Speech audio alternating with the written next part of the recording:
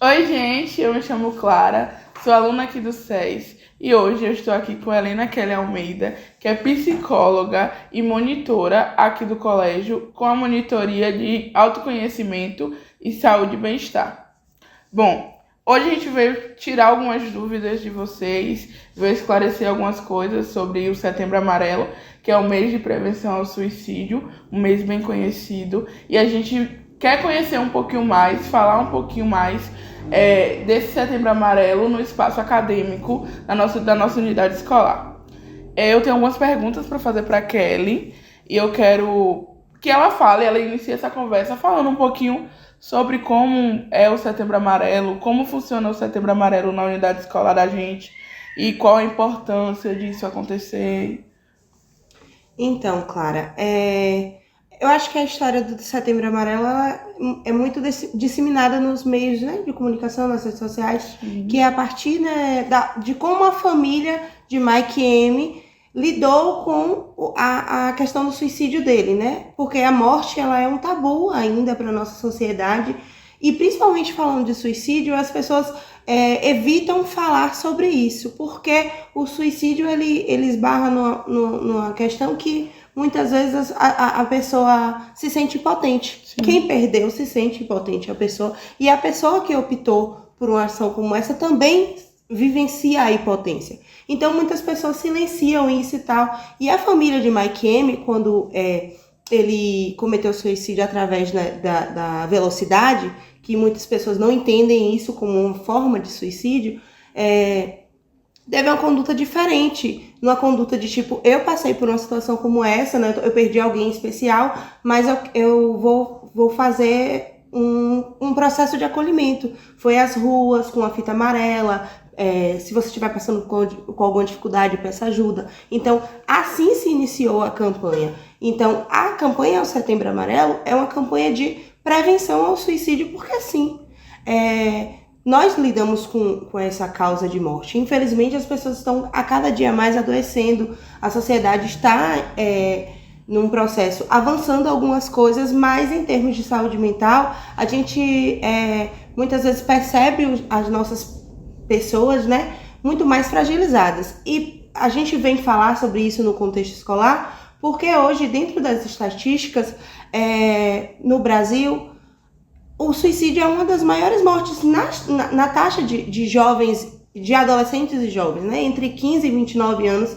E essa é uma das causas de morte dos nossos adolescentes e jovens. Então, isso é importante que a gente fale no contexto da escola, porque a gente entende que o adolescente, ele está num processo de transição. Ele deixou de ser criança, tendo a maior responsabilidade e tutela dos pais e precisa aos poucos se encontrar, definir uma identidade e entender responsabilidade, se tornar um adulto e desvencilhar daquilo que foi projetado para ele para construir uma identidade. E muitas vezes isso gera frustrações, geram medos, geram angústias, né? Nem sempre a gente sabe lidar com todas essas coisas, né?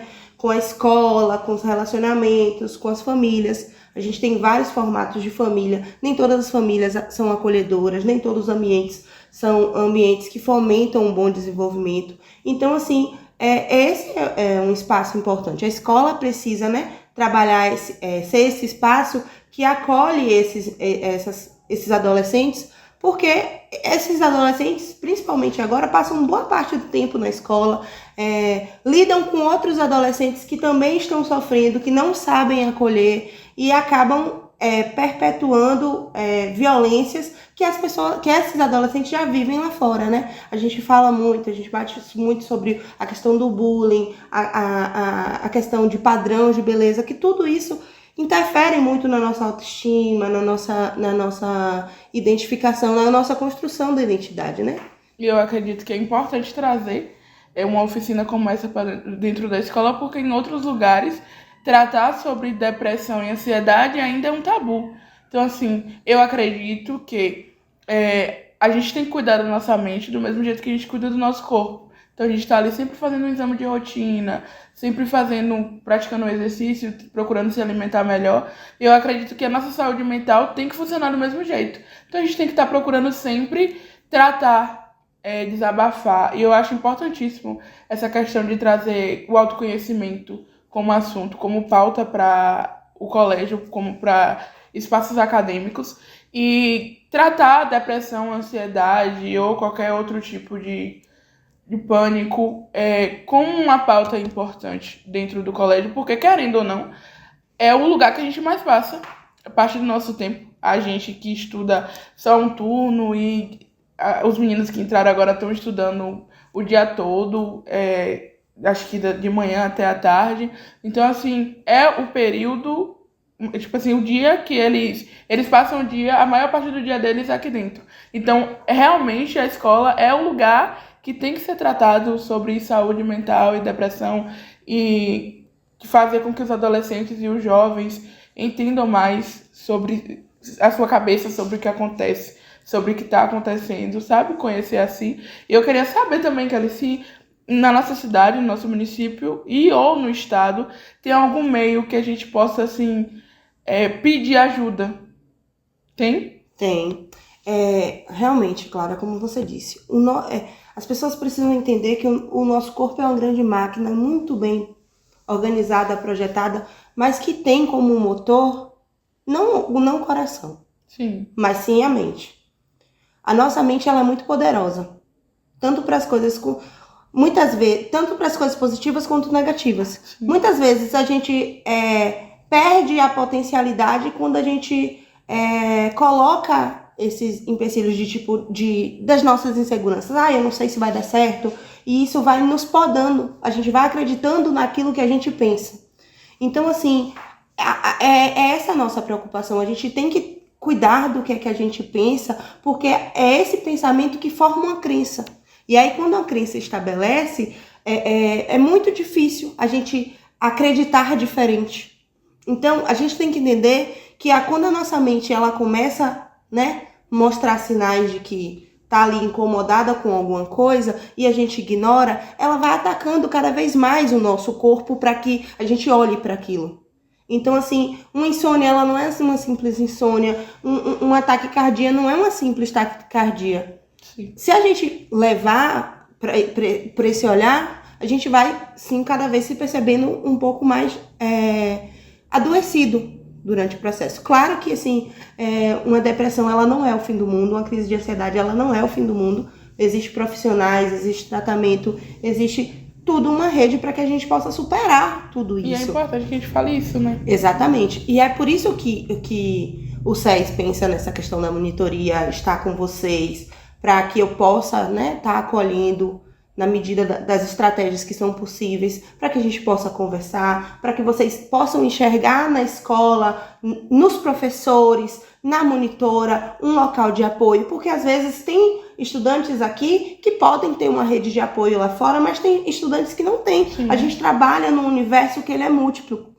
Então, tem realidades diferentes. Sim, o município ele se preocupa com a saúde mental das pessoas e hoje a gente tem psicólogo em todas as áreas de atuação. Assim, hoje a gente tem psicólogo no CRAS, hoje tem psicólogo na educação, através dos centros, de educação especial, tem a psicóloga na saúde mesmo para fazer atendimento clínico. E de forma macro, que muitas pessoas acham assim, tem aquela preconceito de eu não vou passar no psicólogo porque eu conheço isso, aquilo, tal e tal. Sim. Existe hoje diversas plataformas, existem plataformas que atendem gratuitamente ou quase que gratuito, assim, com valores irrisórios. Tem o próprio Centro de Valorização da Vida, que é 188, que você pode ligar, é uma ligação gratuita, não tem cobrança. Se você discar 188, vai ter alguém do outro lado lá. Geralmente são psicólogos ou estudantes de psicologia para acolher. Então, assim, a gente não tem que pensar que, por mais que a gente não tenha a gente não consiga visualizar uma rede de apoio física, a gente tem alternativas. A gente pode ter essa sensação de estar sozinho, mas se a gente olhar, se a gente parar 2 minutos e respirar, a gente vai racionalizar que não estamos sozinhos, que existe essas redes. E esse momento aqui é também para fomentar que os estudantes sejam as próprias redes um dos outros, que a gente abandone essa competitividade, que a gente abandone certas rivalidades que a sociedade cria, porque assim, a gente tem que emprestar ao outro, às vezes, o olhar. Às vezes a gente tem colegas que estão tão adoecidos, a vida bateu tanto nessa pessoa que ela não consegue enxergar o tanto de potência que ela tem dentro dela. E ela vai acreditando que ela merece passar por tudo que ela passou. Então, é necessário que a gente comece a acolher. E acolher de verdade, sabe? Sim. Se colocar como disponível, ouvir. E no SES, no espaço, hoje em dia, a gente tem muito acolhimento e afeto. É perceptível isso a partir do momento em que nós temos uma psicóloga atuante dentro do nosso espaço acadêmico. E é importantíssimo, como você falou, que a gente acolha uns aos outros, que realmente para com isso de competitividade e que a gente olhe para o nosso colega com um olhar mais carinhoso, com um olhar mais humano, eu diria humano. E eu queria saber também se tem, assim, uma forma, porque às vezes a gente vê nosso colega não muito bem. Quando a gente conhece, né, a pessoa, você percebe o comportamento dele ou dela. E eu queria saber como a gente ajudar de uma forma cautelosa, que não seja de uma forma escandalosa, que chame a atenção de todo mundo e nem que todo mundo fique sabendo. Porque, assim, às vezes a gente vai ajudar um colega nosso e a gente chega, pergunta o que é que está acontecendo, mas ele não quer falar sobre. Mas você vê que a vida dele já está em risco, que já tem sinais ali que já são preocupantes. Então, como que eu posso ajudar esse colega meu de uma forma cautelosa? Eu acho que a maioria dos problemas sociais, eles se resolveriam com a empatia. Sim. A gente tem que pensar, se fosse eu no lugar deste colega, como eu gostaria de ser tratado? Como eu gostaria de ser abordado? Porque, assim, saber como ajudar é importante. Se a gente não tem paciência para ouvir, a gente não vai se colocar. Se a gente não tá num bom dia para ouvir, infelizmente a gente não pode se colocar, porque sem querer a gente pode piorar aquela situação do outro, a gente pode, né, ferir ainda mais alguém que está ferido, porque às vezes a gente não sabe de fato o que é que cada um trouxe naquele dia para o colégio, o que cada um está vivenciando. Então, assim, é aquela questão mesmo, tipo, se você tem essa empatia, né, de chegar, de se colocar à disposição para conversar com aquela pessoa, para ouvir, e ouvir é diferente de encontrar uma solução para ela. Às vezes a pessoa não quer uma solução, né? Só quer ser ouvida. Não, e não é só porque não quer uma solução, é porque a gente precisa ir aos poucos devolvendo a essa pessoa o protagonismo da sua própria história. Sim. E de longe, de fora, a gente consegue visualizar muito mais fácil uma resposta. Com certeza. Mas quem tá vivendo é aquela pessoa. Realmente. As dores daquela pessoa só ela sente. Então, assim, ouvi-la com cautela. Sim, pode pensar assim, eu não tenho, eu acho que eu não consigo ouvir bem uma pessoa, tal. Mas eu me preocupo, eu sou uma pessoa que me preocupo com a situação que fulano está vivendo. Então, assim, tem tantos meios. A escola é muito bem afetuosa nesse sentido. Então, assim, tem sempre como chegar para mim, olha, tem fulano, eu percebi, tá diferente, você poderia tentar conversar. Isso tem acontecido muito aqui e nem por isso reverbera nos espaços da escola, porque a gente faz com cautela, vê uma forma de conversar com aquela pessoa, de abordar aquela pessoa. Tem os próprios professores que são bem afetuosos, né, que tem essa intenção. Sim. De além de formar vocês intelectualmente falando, mas também de ter esse afeto, de ser a rede de vocês. Então, assim, é sempre importante a gente estabelecer isso. Sim. Nesse sentido. A gente tá no ensino médio, né? E eu falo sempre que se torna até repetitivo de tanto que eu falo isso, mas que a transição da adolescência para a fase adulta é muito complicada, sabe? Então, assim, é muito importante que a gente aborde isso nessa fase, porque é uma fase que a gente está se redescobrindo, que a gente está passando por aquela fase.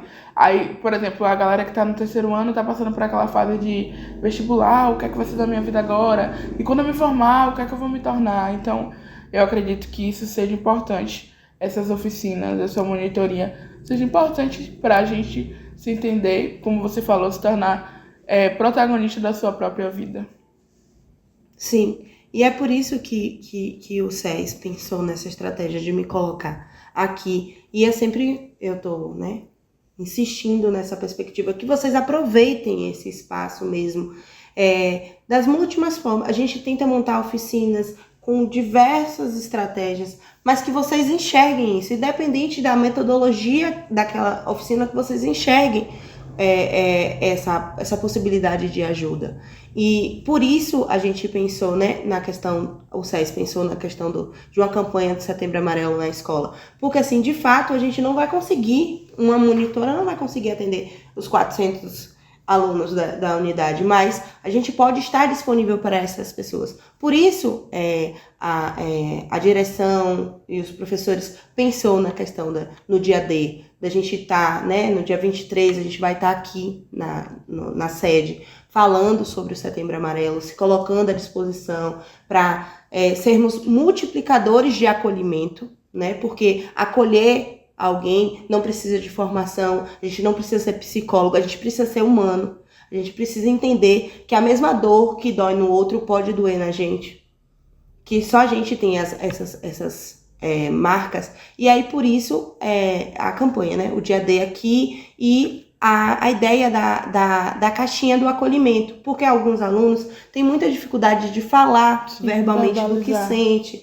Então, assim, nós pensamos numa caixa amarela que vai estar lacrada e exposta no pátio do colégio, para que eles possam, né, colocar suas questões, desabafar, para que depois, posteriormente, essa caixa vai, como está lacrada, só eu, enquanto psicóloga, vou ter acesso a essas informações. Então, assim, será totalmente sigiloso. E uma parte do acolhimento inclusive, esses estudantes me ajudarem a proteger a integridade de vocês. E então, não precisa se identificar, né? Não necessariamente precisa se identificar.